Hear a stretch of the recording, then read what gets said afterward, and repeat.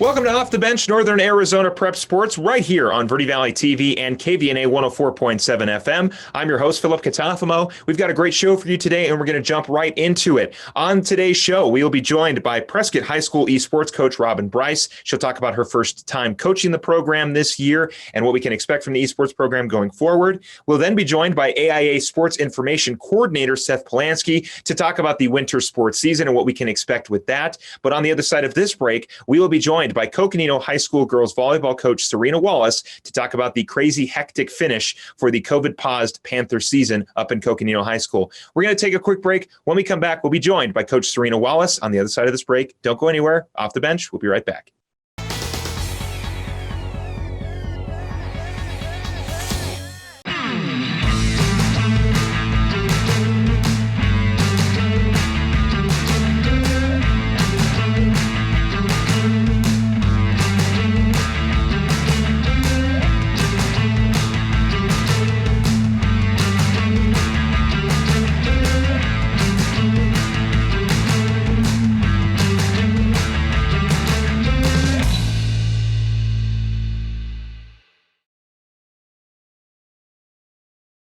Two things we can count on every year: a new set of tax rules and great weather here in Northern Arizona. Jackson Hewitt Tax Service, locally owned and operated by Lewis Rice since 1997, is here for you all year long. Your neighborhood Jackson Hewitt Tax Office will help you in all of your taxing situations. Electronic filing is always free with your tax preparation at Jackson Hewitt Tax Service. Get more in return. Call 1-800-234-1040 for an office near you.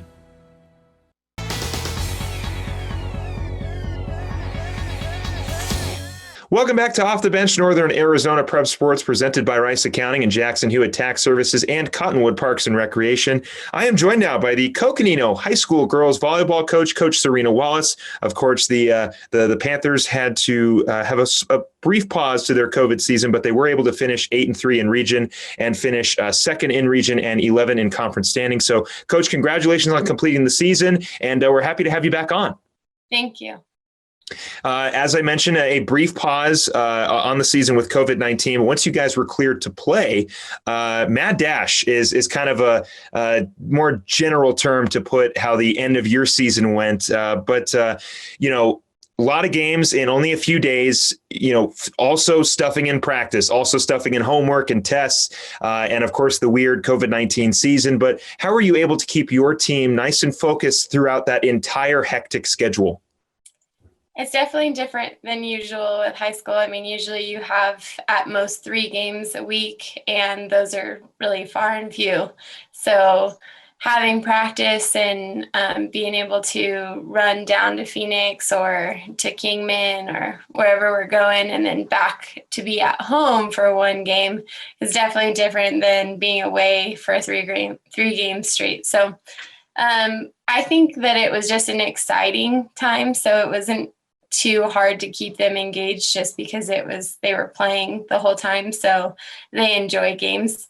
But it definitely was tough with practice being limited because we were fitting in like serve and pass practice before games. So we really were just trying to catch up on reps. And I think ultimately that was the hardest part of it, is we just needed more reps in practice, which we were not getting. But we were pretty competitive, so it was super fun and exciting to watch them.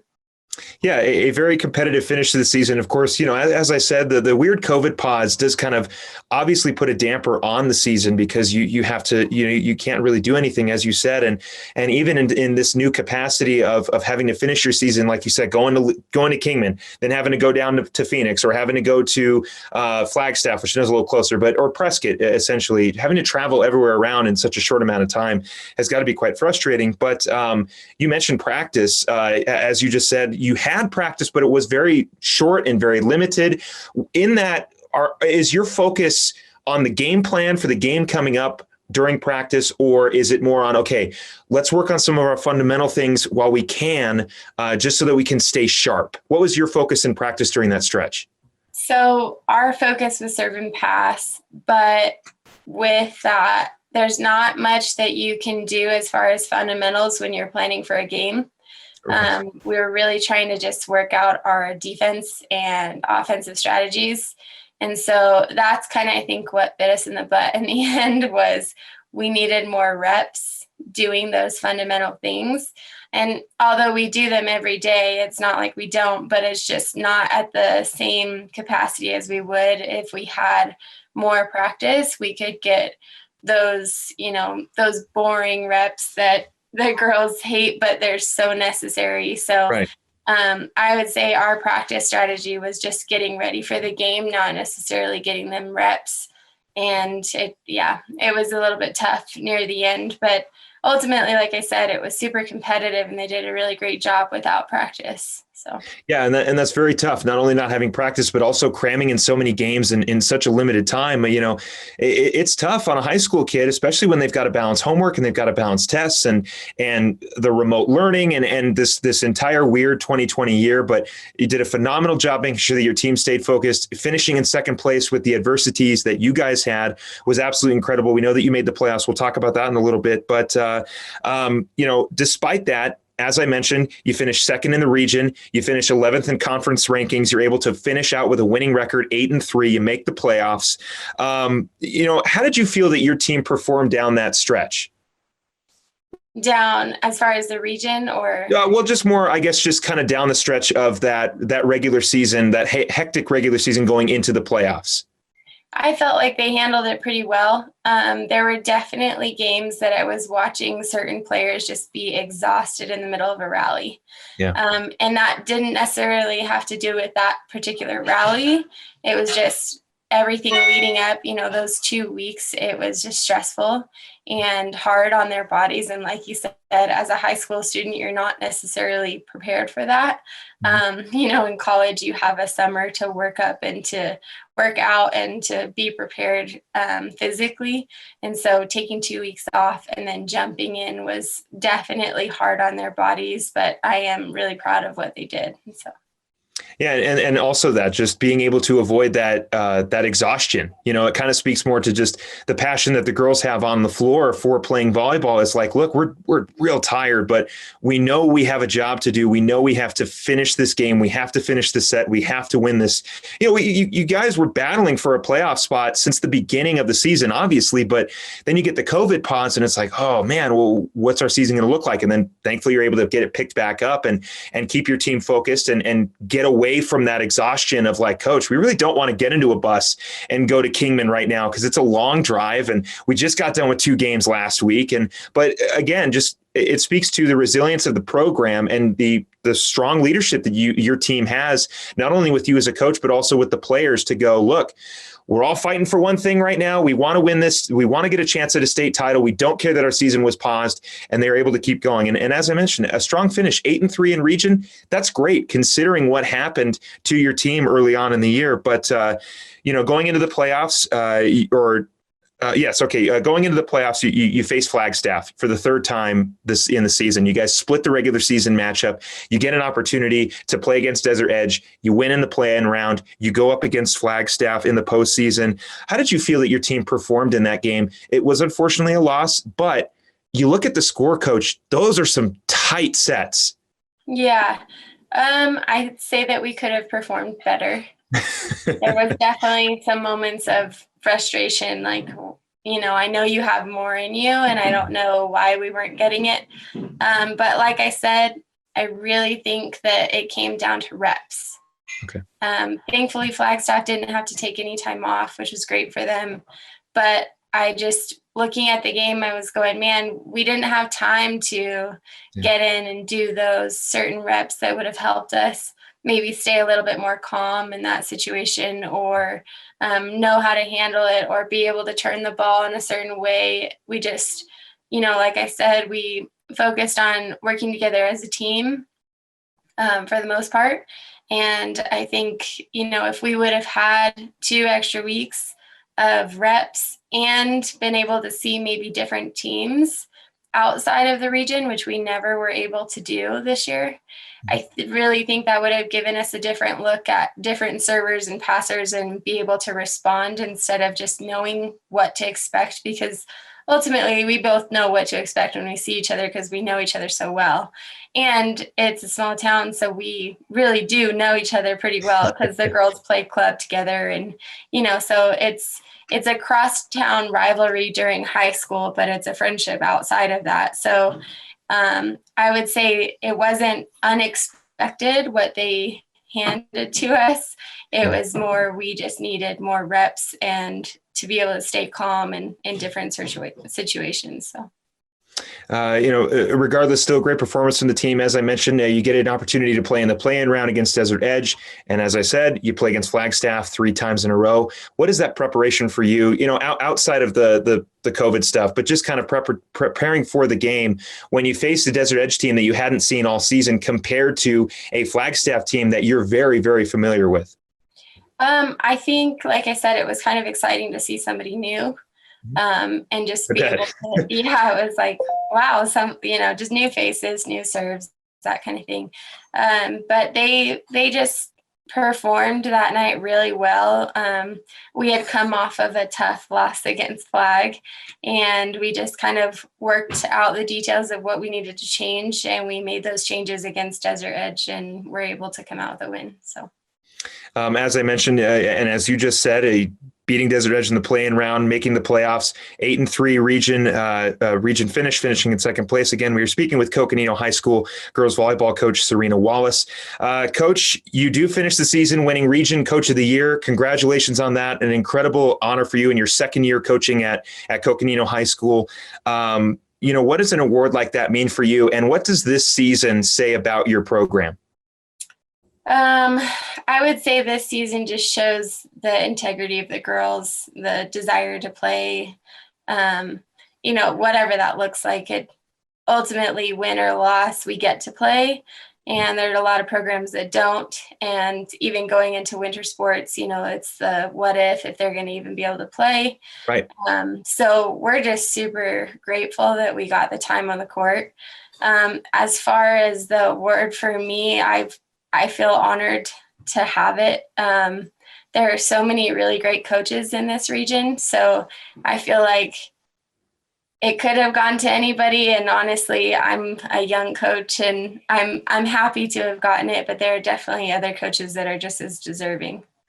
So. Yeah, a very packed coaching roster when it comes to the 4A Grand Canyon region. Obviously you in Coconino, Coach Haglin over in Flagstaff, Coach Radich over in Mojave, Coach Hunter Tibbs for Mingus, Coach Adams over at Prescott. I mean, it really is a nice group of solid coaches that put together some very, very good competition. Prescott, for example, finishing right behind you guys, right there, literally just a game separation between Prescott and Coconino in the final rankings for the region. But it really does. It's a lot of great coaches in this region. But Coach, you're the one who got the award, so you are officially the best one, at least this year, and it is an incredible, prestigious award for you. And we're very happy that you're able to get that award. And congratulations on your team not only finishing the season, but also you earning that accolade. We move on now. You're graduating 8 seniors this year, including some big players. Rakenna Curtis, who earned all first team region honors, Brooke Parker, who was the region player of the year. Let's just talk about the seniors. What was their impact on the program this year? A weird year. You really needed that leadership from them. And also just, who can we see next year coming up or who on the team right now could we see kind of take over for them? Yeah, I think it's obviously really sad to lose such a good group of girls. I think we were all kind of hit pretty quick at the flag game of, wow, this is the last game we're playing together. So definitely sad to lose them. I think they inspire the younger girls just by their commitment to the sport. So I'm glad to have had that. I only got 2 years with them. I wish I would have had more than that. But looking to next year, we've got Elise Palmer. She's incredible libero. She honestly was doing really good. We always talk about stats and how each player performed when we talk as coaches, and we're talking about region awards and that kind of thing. And I think it's kind of a disservice to some of the athletes, I'm sure, not only just on my team, but in others as well. Bradshaw, they really got hit hard. So just not being able to be on the court enough to accumulate those stats that you need in order to be recognized. So I think that Elise Palmer is definitely going to be one of those leading.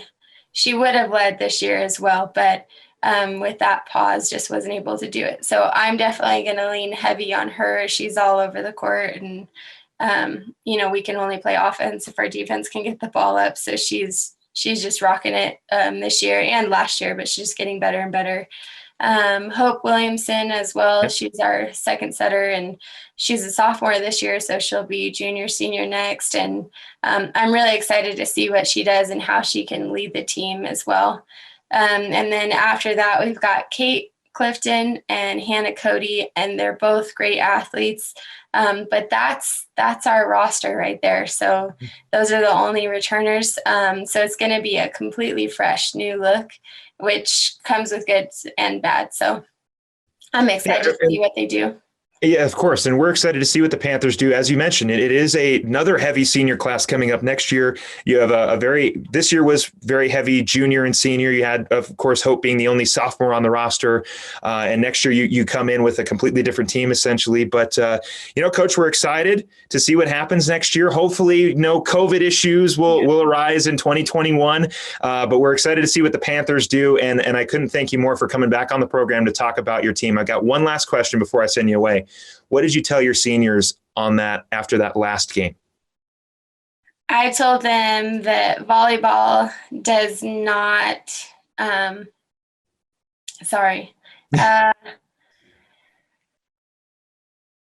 determine somebody's worth.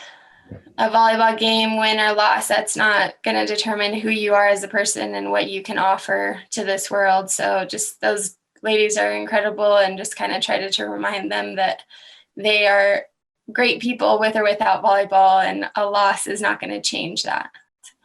An incredible season, Coach. Congratulations on finishing the fall sports season, making the playoffs. I know it didn't necessarily go exactly the way you wanted to, but coming over that adversity of COVID-19, I know, happy to hear that you and your husband are doing very well now. And we're looking forward to see what the Panthers do in 2021. And we're excited to bring you back on next year and talk about this wonderful program. Same here. Thank you. Thank you very much, Coach. We're going to take a quick break. When we come back off the bench, we'll be right back with more sports right here on Verde Valley TV and KVNA 104.7 FM. Don't go anywhere.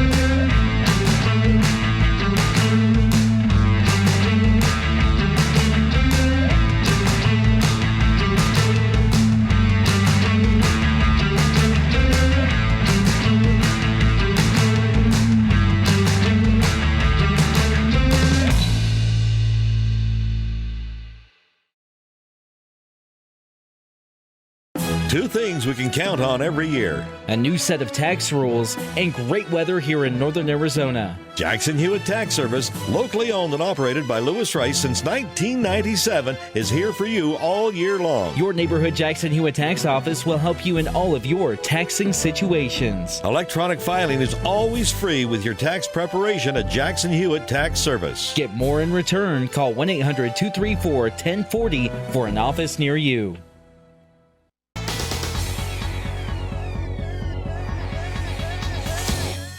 Welcome back to Off the Bench, Northern Arizona Prep Sports, presented by Rice Accounting and Jackson Hewitt Tax Services and Cottonwood Parks and Recreation. I'm Philo Katafamo. I am joined now by the Prescott High School esports coach and broadcast media teacher over at Prescott High School. That is Robyn Bryce. Coach Bryce, welcome onto the program. Thanks, Phil. Nice to be here. Thanks for having me. Well, we're very much happy to have you. As we all know, esports are becoming more and more prominent, not only in the high school level, but at the college and the professional level, not only just in, sports-based video games, but a lot of strategy-based video games, and a few of the old classics as well. And then Nintendo and Atari, you can find a lot of competitive leagues everywhere. And esports, I believe Prescott is the only esports program here in Northern Arizona currently, but hopefully the coach will be able to expand it out and get a couple more schools out here getting interested in esports. But You mentioned to me before we got started here that the esports program took a hiatus last year. It's been 2 years since the program has competed. The coach left, and they were kind of left up in the air going, are we going to be able to continue the esports program? Are these kids going to get an opportunity to compete? How did you end up taking over the program? Well, as you had mentioned, I am the media teacher. So I love to nerd out with gear. And then just recently, I also got a wonderful opportunity with some grant funding to open up the lab here at school that incorporated more equipment.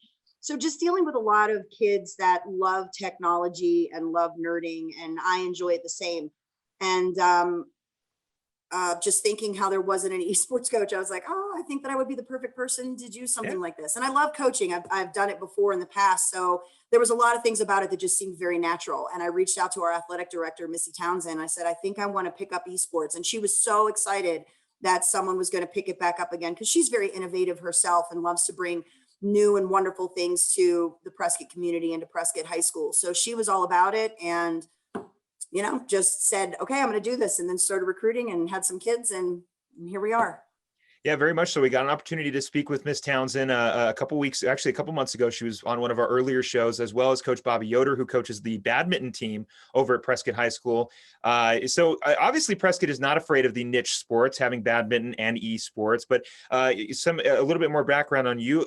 As most kids did, you played video games when you were young, more specifically, like you mentioned, Atari and the old Nintendo, and a bit of a strong hatred towards the movie video game E.T., which is arguably one of the worst video games ever put out. How do you feel as somebody who, played video games as you were a kid, and then you kind of grew up with them? How does it feel to be coaching and seeing the growth of just video games and becoming more collegiate, more competitive? How does it feel for you to get an opportunity to coach the future of those kids who love to play video games and compete at a high level? I think that it's awesome. As I had mentioned before, I love to be technology driven. I love to be nerdy. I like to be innovative. So just this idea that, and video games are not new. They've been around forever. And we've looked at video games. We've touted them as ways to build dexterity for even there's articles you could find them on that video games help build dexterity for, future surgeons and things like that. And so the idea that they're just being more recognized as a viable opportunity, that it really does take skill to play these games, that it's not just wasting your time. Sometimes maybe they can be a distraction, like a lot of things can be, but I just think that it's really cool to be a part of this and to offer students who may not find opportunity elsewhere, or an additional opportunity for students, whether they're college bound or want to get into competitive gaming, or even continue to drive their interest in video gaming, whether it's like game design or story design, things like that. So it's exciting. It's just really exciting, I think would be the best word to describe it. You start with a relatively younger team this year. You've got mostly sophomores and freshmen, and one obscure junior who happened to make the team as well, which is always great. Little bit more age on that team. And you mentioned it. This is your first year coaching the esports program. Do you find it to be a bit of an advantage to grow with your team and get an opportunity to see most of your kids for more than just 1 year? I think that there's always going to be an opportunity, an advantage to have that young team that you grow with. Right now we may not be super strong. Our record is not super strong, but I do look forward to every week we learn more. Every week I learn more. Every week they teach me something. I teach them something. So there is a kindness and a forgiveness, I think, that we both offer each other. So that's been pretty great. We don't have toxicity on our team, which is really nice. The kids aren't toxic toward me and vice versa. Good. So I think that's a nice advantage. Do I wish that right out the gate, we were just like killing it and slaughtering teams left and right? Of course. But it's also nice to have that kind of time to like, okay, let's figure this out together. How exactly does this work? And that does kind of have to start with that, Coach, as you do have previous coaching experience, coaching non-esports like basketball, track, and cross country. You just said it, just kind of building that team up. And as I mentioned, you are in a good position with having such a young team where you guys can start out at the bottom, but with time, just slowly build your reputation more and more, and continue to see not only the growth of the kids, but also you as an esports coach. As I mentioned, you have previous coaching experience. How have you been able to utilize that experience and implement it into esports, because it's a completely different way to coach esports than you see on the sidelines at a basketball game or out on the track field. Right. I think that that's been a nice evolution for me as well. Because at first I was like, okay, let's just play. Watching their gameplay, watching like how the games are played, because I've never played Rocket League before. And so understanding that. And then, I watched them play their first scrimmage, and then we watched game film of the scrimmage because I stream it live and I save the replays. So that, we watched a replay of it, and then we talk about like, okay, see what they did here. This is kind of a strategy. Like, what can we do to counter this strategy? And then, next week, then I'm looking up codes for drills for them to do. Like, okay, guys, these are aerial drills. I want you to go ahead and tackle these over the next 30 minutes. I want you to get, good at aerials. And then like we would play some games or play a scrimmage. And then, okay, I want you to try to incorporate those skills. And then I'm like scouting the other team and what's their rankings and what are their players, and, looking on other websites, and are they diamonds or are they platinums, or, are they golds? And so it really, I don't think I really necessarily realized how much like coaching it was actually going to be. It's not just like getting kids together and letting them play games. There are micro plays and macro plays and strategies for kickoffs, and, where you place kids, and, how you play the first 2.5 minutes when you're down versus how you play the last 30 seconds when you're down. I mean, it really does translate a lot of the previous skills from coaching from other sports into this in different ways, but there's a lot of similarities as well. It's been exciting. It's been really fun. Again, we were speaking with Prescott High School's esports coach and broadcast media teacher, Robyn Bryce. For those of you who are unfamiliar at home, what Rocket League is, it is essentially soccer with vehicles, and it is a lot of fun to play. I played it a lot when I was at Grand Canyon University inside the dorms, and it's a very high competitive game, and it is a lot of fun. Very easy to learn as well. It's definitely takes a lot of strategy, but you can play soccer, you can play hockey, you can play basketball. There's a lot to Rocket League. I don't mean to make this an ad for Rocket League. I really don't care if anyone plays it. But I love Rocket League. It's awesome. just to give a little more clarification as to what we are talking about. But Coach, when you think about an esports team, you probably not necessarily think about the kids who don't play sports, because there are a lot of kids who do play sports outside of esports that want to continue their passion for video games. But how do you recruit kids to your program? Basically blind recruiting. I think just like any other sport does, you throw it out there and you're like, hey, we have tryouts. Who's interested? We'll throw out some flyers, send out like mass emails. Can be done through our media program, with commercials and things like that. Interest surveys, interest meetings. And then, once you get the kids in there, then you just kind of start holding practice and tryouts. And I use air quotes with tryouts because basically anybody who wants to be a part of the team can be a part of the team. I have as much room as I possibly want, because not only is there Rocket League this season, but there is also a League of Legends. We don't have a League of Legends team. That's a 5v5 game, 5 players versus 5 players. Rocket League is a 3v3, and we have enough players for that. In our inaugural, well, it's not really our inaugural season, our like reboot season. Yeah. And so I can have regional competition teams, which are basically like JV squad. So I can have JV squad. I can have varsity squad for each sport. And then there are other sports that are in play versus that are not AIA sanctioned, but I can also like have competitions in that. They're actually deprecating these 2 games this year for regional league and just doing it for individual play, which is Fortnite and Overwatch. Okay. But Smite is still available for regional play. And then with some more introductions of some games in the spring, hopefully that will even help with some recruitment. So that's kind of how I recruit, just like a lot of blanket emails, who wants to be involved. And then from there, once I get their contact information, I just set up meetings and practice, and then whoever shows up and whoever stays, then those are who's on my team. Well, as you mentioned, the recruiting is a little bit more of a wider net to cast currently, until you can start to build up those numbers and be maybe just a little more selective. But at least currently, do you kind of look for somebody who's got a lot of experience in, in video games in general when you bring them onto your program? I know right now it's just more kind of like, oh, if you want to play, come play.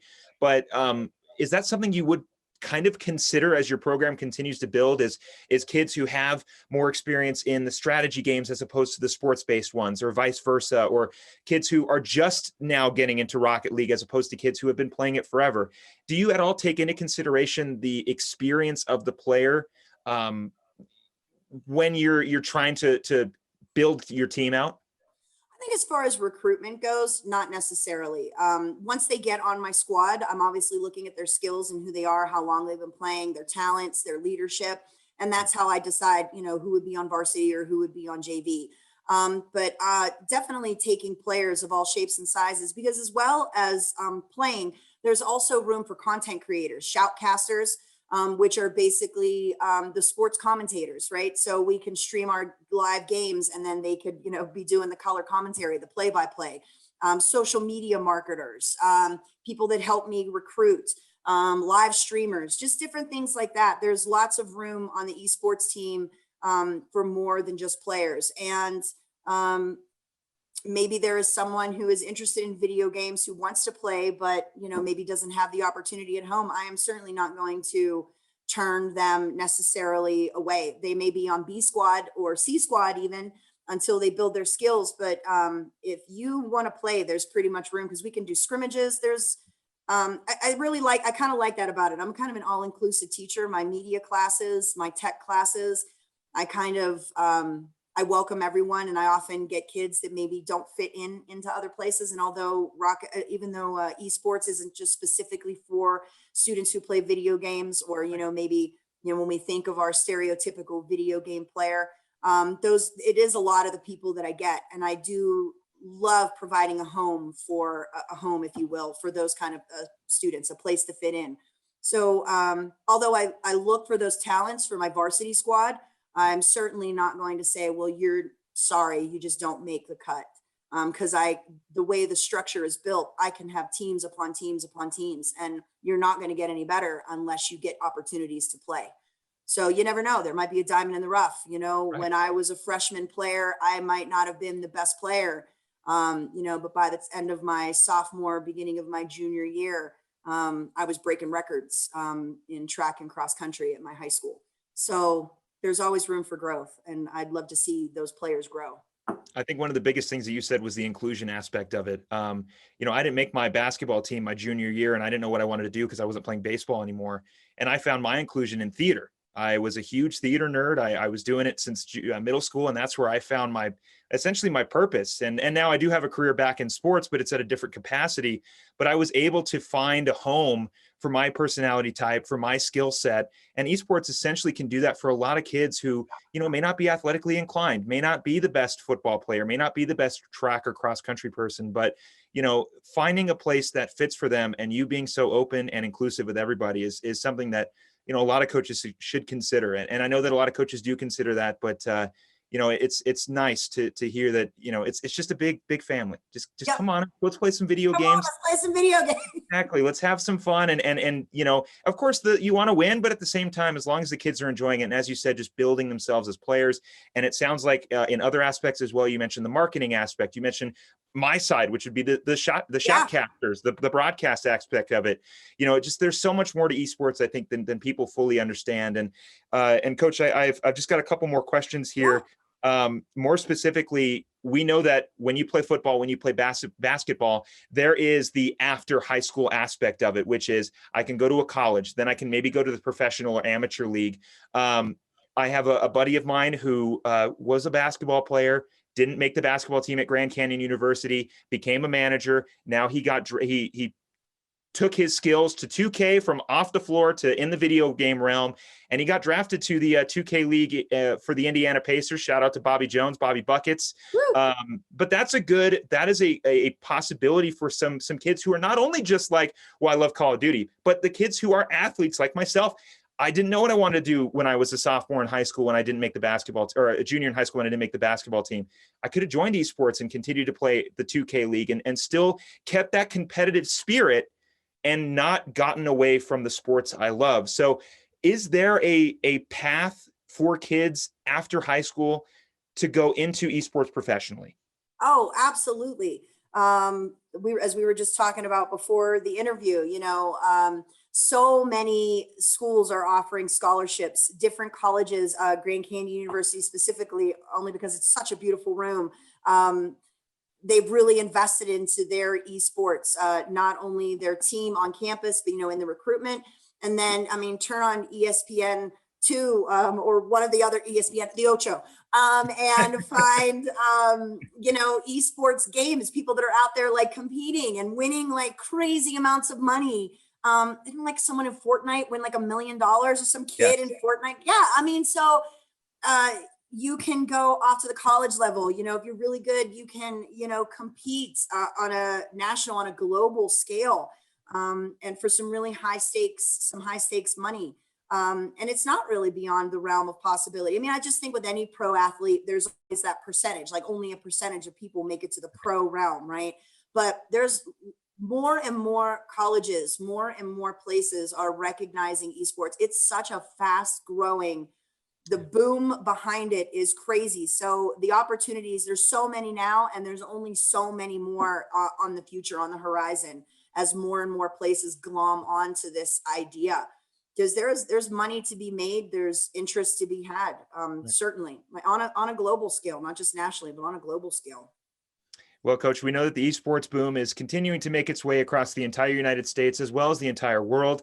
And it's nice to see that here locally, we do have esports representation. So, Coach, you do a fantastic job with the esports program. We're excited to hear more about you guys playing. You play all year round in the fall and in the spring. You're currently in season right now in the fall playing Rocket League. And in the spring, Coach, we'll definitely have to touch base and see how the team's doing and how your recruitment numbers have been. Oh yeah, definitely. I would love to talk more and brag about Prescott and have you see our growth. And anybody who's interested, not that I know so much, but if you have any questions, let me know or reach out. I'm definitely here to help. You want to talk strategy? You want to scrimmage? If you're out there listening and you're an esports coach, you want to scrimmage, hit me up. Let's scrimmage. Well, hopefully the Prescott Badgers can continue their niche sports success. As we know, the badminton team is quite dominant, and I know the esports team is right around the corner of their own dominance themselves. But Coach Bryce, thank you very much for coming on the program and talking about this wonderful esports program. And it is a fast-growing sport, and it's people like you that keep it going strong. Thanks, Phil. It was so nice being here. Well, thank you. And we're going to take a quick break. When we come back, we will talk with Seth Polansky, the spokesman for the AIA, on the other side of this break. Don't go anywhere. Off the bench, we'll be right back.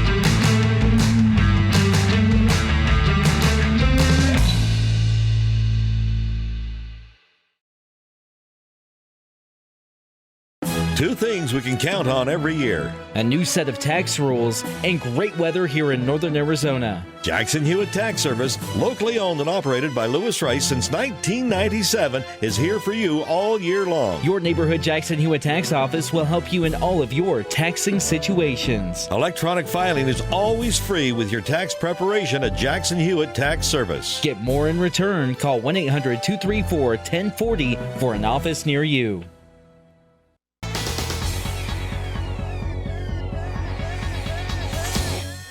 Welcome back to Off the Bench, Northern Arizona Prep Sports, presented by Rice Accounting and Jackson Hewitt Tax Services and Cottonwood Parks and Recreation. I'm joined now by the AIA Sports Information Coordinator, Seth Polansky. Seth, welcome onto the program. Great. Thanks for having me.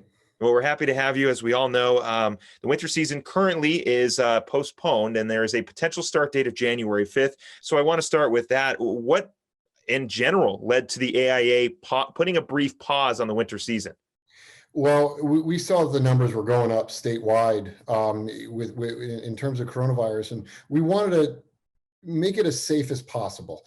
And our goal since day one, when everything got shut down last spring, our executive director, David Hines, had said he wants every sport to have a championship for the next year, and he was going to do anything to make that happen.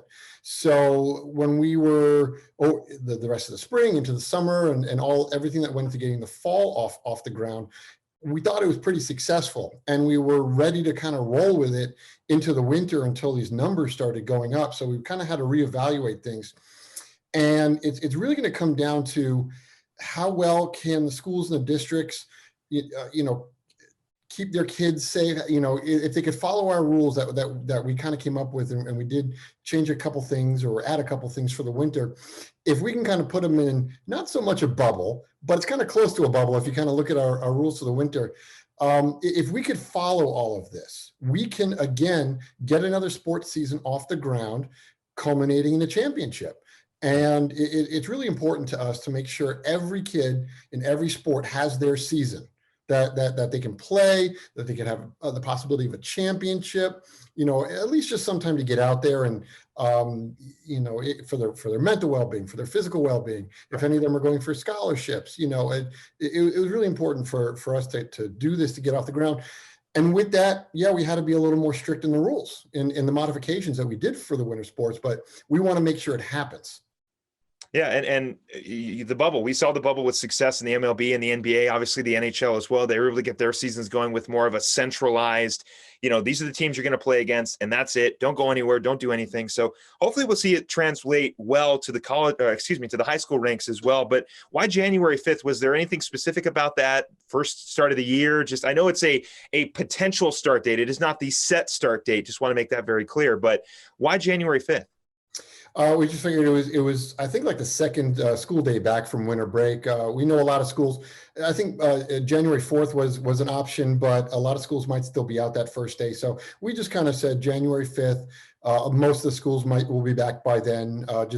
Just kind of everyone get their ducks in a row after New Year's, and that gives us, and we didn't want to back it up anymore because we didn't want to back the end of the season into the spring any more than we did. So we picked that day. We figured it would, once everybody was kind of back in school, they'd be kind of ready to go.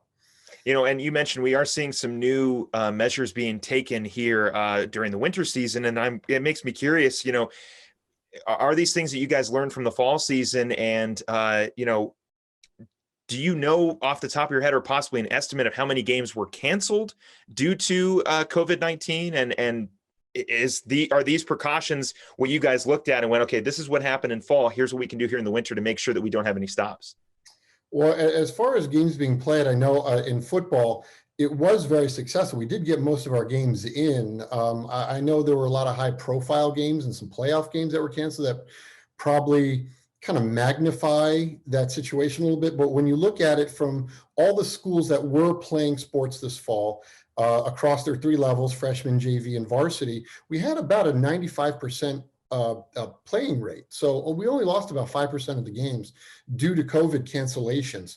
Other sports, I don't have the numbers on right now, but they were pretty high as well, mainly because those other sports were low to moderate contact sports defined by the National Federation. So they were easier to mitigate. They were easier to control.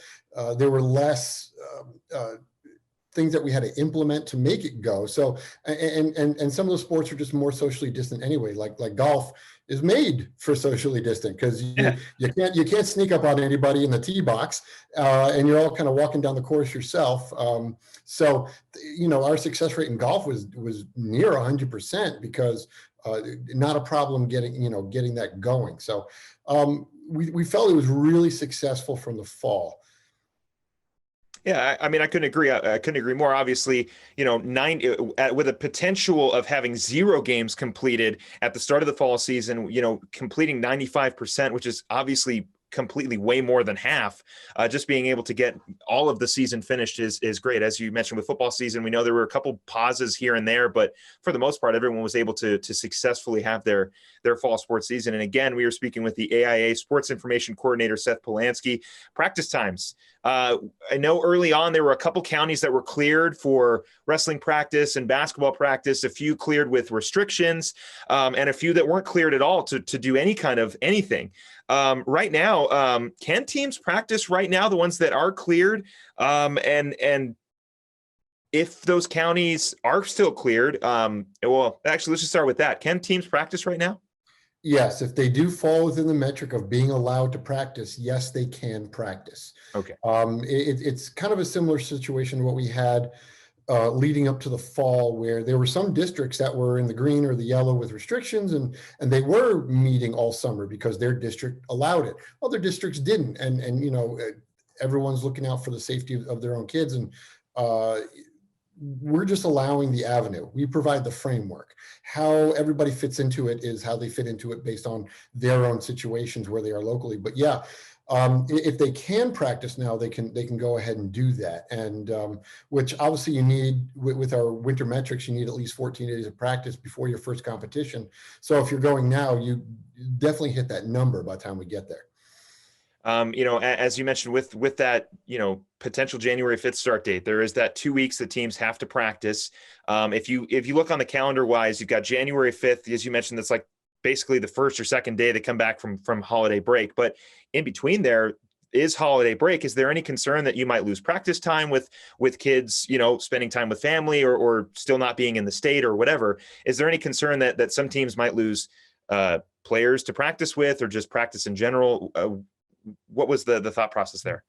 Well, we have a mandated amount of practice and tryouts and that every sport has to do. And 2 weeks is the general timeline for our winter sport. So, we had to pick a starting date, which was January 5th. So just by process of the rule, you back it up 14 days and that's when you can start practicing.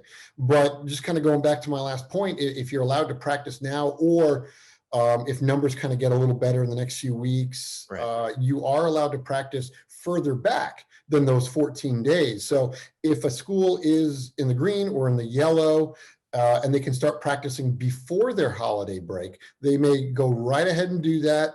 If they need to take a few days, and then if everybody's kind of dismissed for the break, that's fine. Then they come back from the break and then say, they have another week to go. They get that week in and then they can start playing. We also saw no fans in the stands this time. We did see in the fall sports season, it was a very limited capacity, of course, at the discretion of the schools. We did see a couple schools have no fans in the stands, but this seems to be a universal rule of there will be no fans in the stands for the winter season. Did you see a spike with fans in the stands? Was there any kind of COVID shift? And also, why no fans?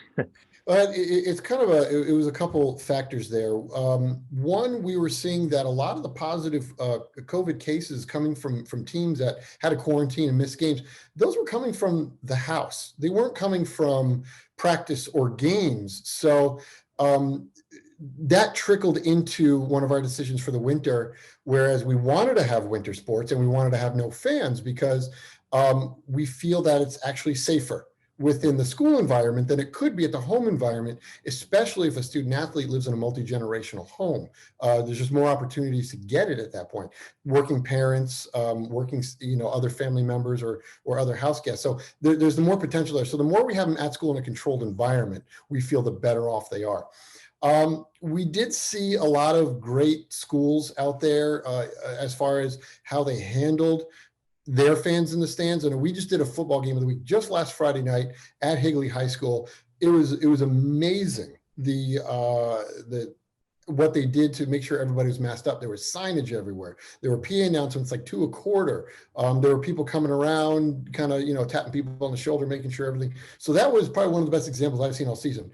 And on the flip side, we have some schools that weren't really following it all that well. So there were, some problems that were cropping up. We're going to contact trace, every positive case back to someone in the stands who didn't wear their mask properly or didn't have their mask at all. But those were kind of the main reasons that, we're going to do no fans. But, if the numbers improve, fans will eventually be allowed, because we're saying right now, no fans. But in the press release that we put out, it says, no fans until it's appropriate, meaning we will be evaluating the statewide metrics and we will be in contact with all the districts in all of our counties and those local health directors and everybody for when it might be safe to put fans in the stands. So a couple, 2-3 counties may be able to have them right away. Right. That's something they may have to petition us for if they want them fans right away, because we did say no fans until appropriate. But when it is good enough for that, we will allow it. So it seems like if you wear your masks and you properly social distance, we will be able to get fans back in the stands, which is always good to hear, Seth. But it is. It's going to be a little harder on the holiday season, but we're just asking everybody to please be as careful as possible. Yeah, very much so, especially if you are traveling out of the state for the holiday break. But where does club sports fall into this, Seth? So we kind of put the rule in with club sports. There's that 14-day no contact rule, and that's really any club sport to any school-based team. So if you play club volleyball, that means you still can't join your school-based basketball team until you have separated from the club team after 14 days. Most all, and we're not saying all, probably a majority, we'll just say majority because that means at least 50.1%, don't really have that kind of oversight within their groups for the kinds of safety measures that we have in place for our schools and our sports. They do things differently. Every club, every director of a league, every different kind of league, they'll have their own rules. And it would be too much to try to track everything down where everybody's coming from. So again, to kind of make it like a bubble, if you've participated with a club team of any sort, you must wait 14 days from your last contact with that team to join your school team. If it means you've cut into practice time or tryout time, then it's cut into practice and tryout time. It is what it is. We're just trying to be safe about it. Well, and it seems to me like that ruling is more essentially not more of, oh, we saw more club kids giving the AIA, just the school kids COVID. There's no, like you said, there's really no proof of that, but it's more of just a preventative measure to continue this sort of bubble that you're proposing, or that the AIA is trying to maintain, as opposed to going, well, the kids are playing club and they're coming here and they're giving the other kids COVID. That's not at all what is going on here. Because I was just more curious about that as to, why you separate the club from the usual kids who are playing just the school sports. And it makes a lot of sense to keep the bubble. They're traveling out of state. We even had a few in-state tournaments here not too long ago that had people coming out of state at club, of course, not AIA sanctioned sports. But anyway, I've got one more question for you, Seth. As we all know, the fall sports season is starting to come to a wrap. And again, we were speaking with the AIA Sports Information Coordinator, Seth Polansky. Actually, Seth, let's make that two questions. First and foremost, is there any concern that you might have to put a brief pause on the continuation of the football season, as they're coming into the holiday season as well? There's still a few more games that need to be handled. Is there any worry that you might have to hold on for a second, or is it, no, we're just going to push forward and get the fall sports season done, and we're going to go with our plan for winter? Well, it's kind of a combination of two. We're worried, but we're going to push through. We said, we wrote it up in our return to sport and athletic activity guidelines that our Sports Medicine Advisory Committee had come up with, and our board had adopted or had approved. It's in there that once we get going, we're not going to stop unless it becomes too unsafe. So the numbers are going up. We are concerned, but we are going to continue going forward at this point. We have 3 weeks left. We're hoping we can make it through this. Again, we're putting, we put limits on football tickets for each of the stadiums. Schools, a lot of the schools are actually a little more strict when it comes to their tickets. So, we were going to do up to 50% capacity. Some schools are only doing 10%. Some schools are doing 25%. Some are only doing 2 per player and spirit line person and band person. So, we are actually ticketing, and we do all the ticketing online this year. We actually have heard from every single playoff host what their capacities are, and we adjust the ticket sales online for that. So we're doing the best we can to kind of keep it safe, but keep it going. We, as far as putting a pause on things, we'll cross that bridge if we get to it, but the calls for it have not come yet.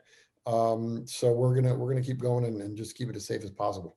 Okay. Well, so far so good. Obviously, we're still getting the football season going. The playoffs are still continuing as this interview is going on. And we do have we have a 1 or 2, I think, 4A representatives in the Grand Canyon region for the 4A playoffs. So best of luck to them. But anyway, winter season obviously being pushed back, Seth. So the biggest question then becomes, what are we going to look at for the spring season? Could we see the spring season be pushed forward a little bit or pushed back, or be pushed forward essentially, especially if we see major pauses in the winter season? Are we going to see them bleed into each other? Are we going to, what are we looking at right now with this? Even if we assume that we start on January 5th, what could the spring season look like? Well, as of right now, our spring season is still pretty much intact. All we did was move back the first day of practice from February 8th to February 15th. That is the only change to spring right now. We got to get winter off the ground before we can kind of worry about spring, but we wanted to give the spring a full and complete season because of what happened last year. So Right. our championships are still slated to end on time. This is, if by pushing it back 1 week, it's really kind of the normal bleed over from winter to spring that we're seeing. Basically, the only folks that may miss a week or two are the ones that are advancing through the playoffs from the winter. But if you didn't advance to the winter playoffs or you lost in the first round, you've pretty much got to your spring sport on time for the beginning of practice, because we're looking at February 19th as the last permissible playing date for winter sports. And that's a Friday. That previous Monday, the 15th, is the first day of spring practice. So we're not looking at too much overlap. We're not looking at too much pushback. So we're aiming. We want to really bad get a full spring season in.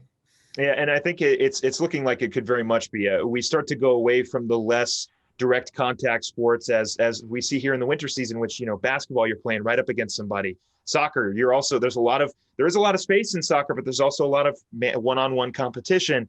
Wrestling is all one-on-one with no pads. You're essentially just wearing your outfit, and that's about it. But once we move into the spring season, it should get a little bit easier. But precautions are in place. We're excited for the winter season to get started, regardless of whatever capacity it becomes or whatever we see. But Seth, thank you very much for coming on the show. I know you're a busy guy, and I appreciate talking with you and Mr. Hines. Yeah, thanks. I appreciate you having me, and just hope everybody out there it's good news. I'm hoping this is good news for everybody. We want to give everybody hope and get this done. We want to get it done because if you look around the country, you can count on one hand the number of states west of Texas playing sports this fall or this year, period. So we wanted to make it happen for the kids. And we appreciate you guys taking whatever kind of precautions or do whatever you can to make sure that we have this season. Nobody wants to see this senior year taken away from somebody or a transitional junior year get taken away from somebody. But regardless, we're still pushing forward as long as everybody wears their mask. But we're going to take a quick break. And Seth, again, I want to thank you very much for coming on. We're going to take a quick break. When we come back off the bench, we'll be right back right here on Verde Valley TV and KVNA 104.7 FM.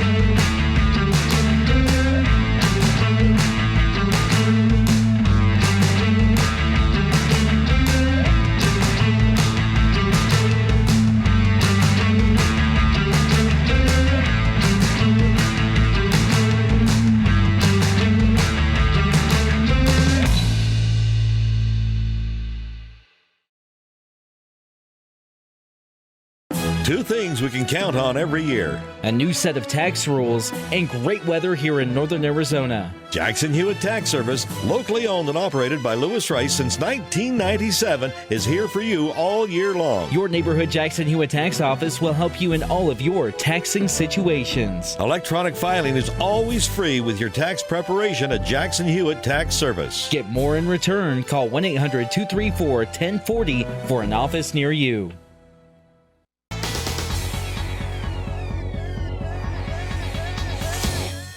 Welcome back to Off the Bench, Northern Arizona Prep Sports, right here on Verde Valley TV and KVNA 104.7 FM. I'd like to thank my guests for coming on the program this week, and I'd also like to thank you for watching and listening every single week. I hope you had a wonderful holiday break. We'll be back next week with more interviews and more coverage of 4A Grand Canyon and 4A sports right here on Off the Bench. Have a great rest of your week, and we'll talk to you again next time.